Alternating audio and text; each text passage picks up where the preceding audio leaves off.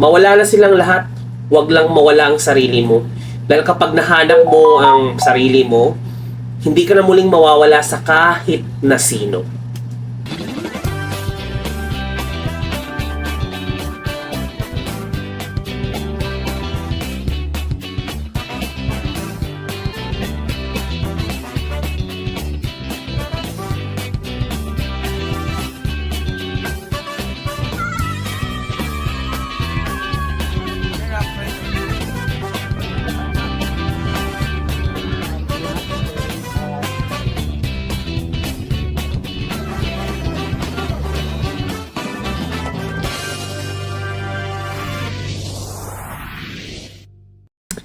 Hi everyone, this is Tansyong or Buddha of Navigate Life with Tansyong.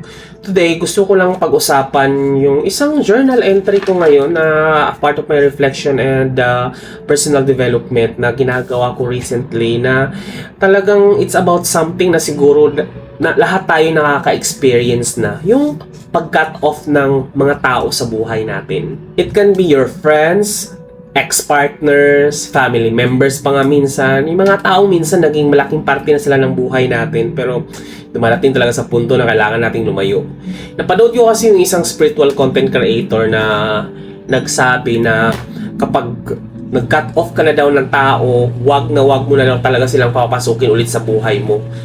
Kapag unti-unti nang nagbago yung buhay ninyo tapos meron kayong kinat-off na tao, wag niyo siyang babalikan. Wag niyo silang wag na kayong magko-connect pa sa kanila. Kasi alam niyo ba guys, babalik sa inyo yung dating kayo. Yan yung pinaka napapansin ko, no. Ngayon, sobrang ganda ng flow ng buhay namin simula nung nag-cut off kami ng mga taong hindi align sa life namin. Pero nung kinonect namin, nag-reconnect kami sa mga taong kinat off namin, napapansin ko unti-unting nagkakagulo yung pathway ng buhay namin.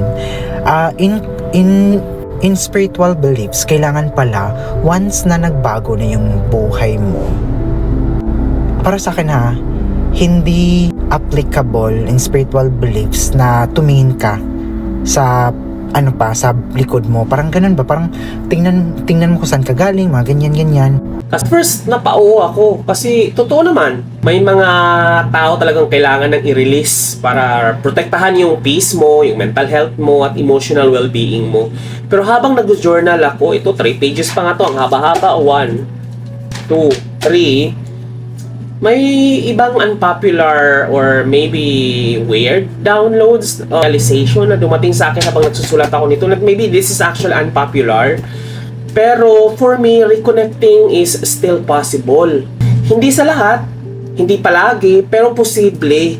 Kasi habang tumatanda ako, mas lumalalim ang spiritual journey ko, mas naintindihan ko na hindi naman lahat ng tao na nasaktan tayo ay kontrabida na talaga sila sa kwento mo.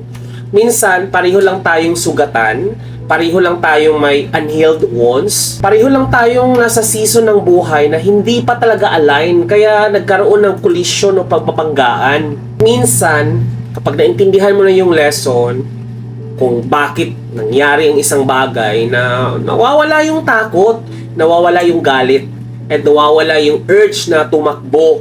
Kasi, alam mo na hindi ka na yung dating version mo. At dito pumapasok ang number 1, forgiveness. Hindi lang forgiveness sa ibang tao, kundi forgiveness para sa sarili mo.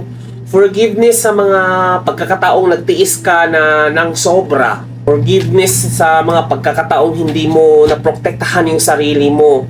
Forgiveness sa mga pagkakataong pinili mo ang iba kaysa sa sarili mong kapayapaan. Kapag dumating ka sa level na yon, hindi mo na kailangang iwasan ng mga tao para maramdaman mong safe ka. Kasi dala-dala mo na yung safety sa loob mo. Isa sa realization ko, reconnect doesn't mean re-access. Okay? Ulitin ko, reconnect doesn't mean re-access. Hindi dahil nakausap ulit kayo or ay may ibig sabihin pwede na silang bumalik sa dating pwesto nila sa buhay mo. Hindi dahil pinatawad mo na sila ay may unlimited access na ulit sila sa energy mo. You can reconnect and still have a boundaries, healthy boundaries, di ba? You can be kind and still say no. You can forgive and still protect your peace. Hindi naman kasi goal ng healing na magsara ng puso talaga. Ang goal ng healing ay matutong magmahal ng may wisdom. Isa pa sa pinakamalalim na realization ko habang sinusulat ko to, what if the people who hurt us were all actually messengers? Oh, alam ko, medyo spiritual pakinggan, medyo superficial, hindi ka panipaniwala sa reality. Pero isipin mo, yung manipulative na ex, yung kaibigan na nagtaksil, yung kamag-anak na paulit-ulit kang sinaktan, what if sila talaga yung nag-expose ng sugat na alam mong matagal nang tinatago, matagal nang nakadormant na, yung parang ganun ba, nakatago lang siya sa subconscious mind mo. Yung abandon wound, ang tawag, kumbaga, parang, kunyari, people pleasing, ganyan, low self-worth, or yung fear of rejection, yung fear of being alone. Minsan, hindi sila dumadating para sirain tayo. Minsan, dumadating sila para ilabas yung mga bagay na kailangan nating i-heal. At naniniwala ako na ang soul natin ay hindi lang nandito para maging masaya. Nandito tayo sa mundong to para mag-evolve, to grow, to remember who we truly are. At minsan, yung mga greatest teacher natin ay hindi yung mga taong nagmahal sa atin. Minsan sila yung mga taong sumusugat sa atin. Masakit man pakinggan pero totoo. Ay ito pa, napansin nyo ba? Kapag hindi natutunan ang lesson, parang inuulit-ulit mo lang ito. Different face, different name, but same lesson. Nag-cut off ka nga ng narcissistic partner, tapos after ilang taon may bagong dumadating, ibang tao, pero parehong pattern, parehong sakit, parehong lesson. Baka kasi, hindi yung tao ang lesson. Baka ikaw. Baka boundaries ang lesson. Baka yung self-worth ang lesson. Baka learning how to choose yourself ang lesson. Hanggat hindi natin natutunan yun, paulit-ulit nating ma-encounter sa iba't ibang anyo. Kaya para sa akin, minsan, ang reconnection ay hindi test kung nagbago na ba sila. Ang tunay na test, kung nagbago ka na ba? Can you face the same type of person without losing yourself? Can you stand in the middle of the room and still honor your boundaries? Can you still love without abandoning yourself? Can you stay compassionate without becoming a doormat? Because if yes, maybe you've already healed. At kung hindi pa, edi okay lang din kasi nga healing is not linear. Walang deadline ang paghilom, walang race, walang pahabulan, walang competition. At kung gustong tapusin mo ito sa isang realization, I totally understand why some people burn bridges. At minsan, kailangan talaga, lalo na kung compromise na yung peace mo. Pero kung ang pag-cut off mo sa mga taong yun ay galing lang sa takot, galit, o pagtakas sa lesson, malamang babalik at babalik yan sa parehong sitwasyon sa ibang persona. Hindi para parusahan tayo ha, kundi para turuan tayo, para maalala natin ng lesson, para mas maging buo tayo, para mas maging align tayo sa yung highest version of ourselves ba. Because at the end of the day, healing is not about who comes back. Healing is about who you become after the pain.